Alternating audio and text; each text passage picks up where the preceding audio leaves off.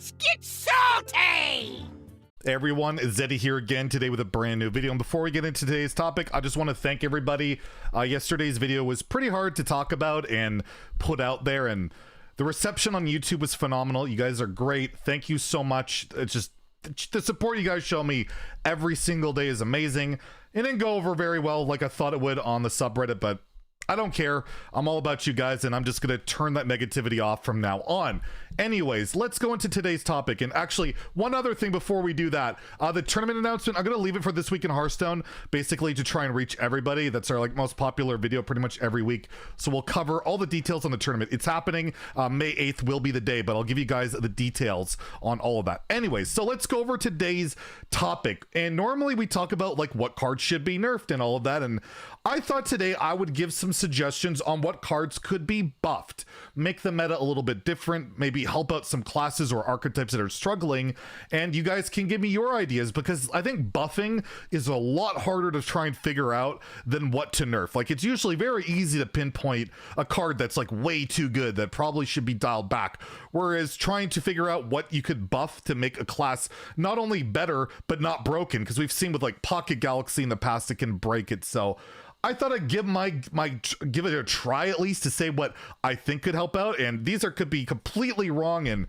awful, but I think it'd be a fun debate to have, so feel free to share your suggestions or things you disagree with, and let's get into it. So starting at number 10, I'm just going to go straight out with literally every caravan they made this latest expansion. The caravans are all terrible. They're all just awful. They're all 2-mana 1/3s. They don't give you an effect until the start of the next turn. They're just bad. They're just awful. And I don't really see the point of making cards that literally see no play outside of random generation or maybe arenas. So I don't know, maybe bump them to 4 health. Maybe they would be more likely to live. We saw that with the watch posts. They actually live and have a chance to have a little bit of value, a little bit of snowball. It should be a 2-mana 1/4, not proactive, but I don't know. It seems silly to have this whole caravan archetype or caravan type of card, and they're literally just all garbage tier. So I'd probably make them a 1/4. At number 9, I would then buff the old god Nzoth. Nzoth, outside of the Cheese Paladin deck, has seen no play. It's sad, and it just makes me sad. I want Nzoth to be cool. So in the spirit of my phrase, everything has rush, I feel like Nzoth could be buffed that every minion it resummons gains rush. It would give you something proactive. It would make your board a little bit better. Would that be broken? Maybe, but at least it would be playable. So I would go with my mentality. Give everything rush. When Nzoth brings back all the different tribes, those things get rush. And I just, at least it does something when you play it, and it's not just underwhelming stats. Next at number 8, I'm going to go with Nozdormo the Eternal.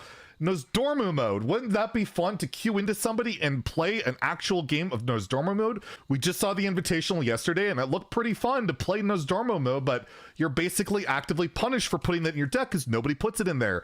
So maybe allow yourself to put Nozdormo in your deck, and then if your opponent doesn't have it, you can discover a different card at the beginning of the game to put into your deck or something. I don't know how you would do it. This one's it's a crapshoot. It probably won't happen, but I just want Noz to see play, so buff it so that it does. But basically, if you could allow it to be sideboarded somehow, that let's say your opponent doesn't have it, you can swap it out for another card. That'd be really cool, and just enable you to actually engage on this on ladder, because it really just doesn't happen, and that's kind of sad. At number 7, I'm gonna go with the Frenzy minion, Baron's Blacksmith. It's a 5-mana 3/5, and Frenzy gives all their minions +2/+2. It's the worst performing Frenzy card, I believe. It's just awful. I actually rated this card well, because I'm it's like Fungal Mancer. You backstab it, and it's bad. It's so bad. It is really bad. Even in Arena, I've taken it. It's just awful.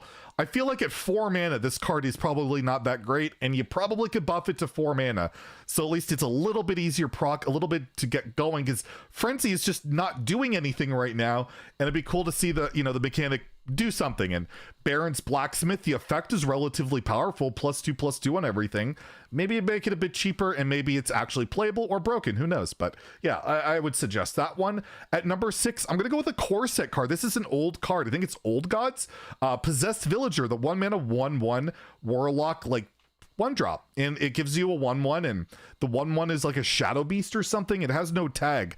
I would either change Possessed Villager to be a 1/2 the first half, like the Murloc we've seen for Shaman, or make the 1/1 it spawns a demon. I just think that would be a little bit more flavorful. It's possessed by a demon, right? It's a possessed villager. Why is he not possessed by a demon? It's possessed by some kind of beast, but the 1/1's not even a beast. So I don't know, maybe change the 1/1 so it's a beast, so you have some synergies with like the mash or whatever it's called, the 3-drop that gives lifesteal plus attack. It's a small little thing, but maybe it helps Zoo out a little bit, or you make the first part a 1/2 and that helps it out a little bit because Zoo is really just not doing a ton. Number 5, I mentioned this on This Week in Hearthstone, I believe, but Rancor, the warrior AoE, it's a conditional 2 damage AoE that gives armor sometimes, and a lot of the time it just doesn't do a lot, and armor, or like control warrior is struggling, and it's really struggling to gain armor. So Rancor at 3 I think would just be really solid, really helpful to control warrior and help this card see play, because we see a card like Hysteria, 3 mana for that can wipe out a gigantic board depending on the board state, and you have Rancor that sometimes can give you 2 armor or something with the consecration for 4 mana. It's just underwhelming, and with the way the game is evolved, I just feel like at 3 it'd be a lot more reasonable. And the other one I mentioned on This Week in Hearthstone, I guess we'll go with that, number 4, Shield Maiden. Again, I would make this 5 mana 5/5, gain 5 armor. It does power creep a little bit on that dragon and wild, that like you have to be holding a dragon to get 5 armor, but the game again has evolved to such a point where we have cards that just do ridiculous things that make wild cards look silly in comparison. I mean, look at Flying Machine and Crab Rider. I mean, yeah, there's magnetic stuff, but still, it's a 2 mana 1/4 Wind Fury Rush, a Murloc that's a common, and that mech was 3 mana and it still sees play. So I think it would be fair to put Shield Maiden at 5. It would make it a little bit better. And plus you nerf, like, you know, Apexis Blast a little bit more. You give them a 5/5. I guess it's not that bad. It's Firelands Portal. But regardless, I would like to see that change. At number 3, I would buff Lightning Storm again for Shaman. I'm mentioning Shaman because Shaman sucks. And Lightning Storm, I don't understand why this still overloads too. I'm glad it's not random anymore. But back when I was like talking about reworking Shaman, Lightning Storm was a card I said either get rid of or make it do 3 every time for 1 overload, because overload is like the worst mechanic in Hearthstone. It is so punishing to get overloaded, and the upside of dealing 3 is just not there in today's Hearthstone. Again, I hate to be a broken record, but just compare it to Hysteria and it's literally hilarious. Like, make Lightning Storm only overload 1, and I think it might actually be playable and you're not completely neutering your next turn and being overloaded 2. It's just too much. So I like to see that. And on another Shaman note, at number 2, I would buff Manatide Totem. I would make it 2 mana. I wouldn't keep it at 3 health. I would go the Flame Tongue route, make it a 0/2 to give Shaman some kind of better, cheap, reliable draw. You have like Totemic Reflection, which would be able to abuse this quite a bit. It would be pretty good. It may be way too good, but if you look at Shaman card draw, it's terrible, and I don't know how else to give Shaman decent card draw with the current cards other than bringing back an Ancestral Knowledge back and take like an overload off of it. Like, they just have nothing, and Shaman as a result can play Cage Match Custodian, get Doomhammer, go face, or do nothing at all right now. So unless the mini set's going to give them some good card draw option, or the next expansion is going to go crazy, I'd like to see some kind of help for Shaman, because it's just in a sad state. And before we get to our number 1, I have a few honorable mentions. First, Scavs Cutter. Buff it, because I look like an idiot for calling this broken. Like, it's not doing anything, because Kazakis is better and the card's win rate is bad. Buff it. I don't want to be wrong again, but I think I will be. Next is Shadow Form. Why did they bring this card back again?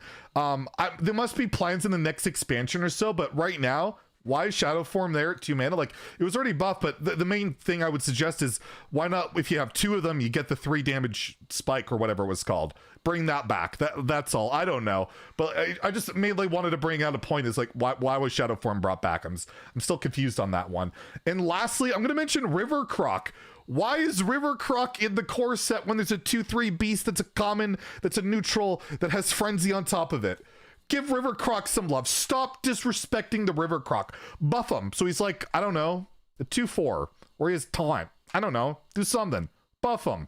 Anyways, number 1 card that I feel should be buffed, and it's for a class that's doing really well right now. That's King Crush. Why is this 9 mana? We have Alexstrasza, the new Alexstrasza.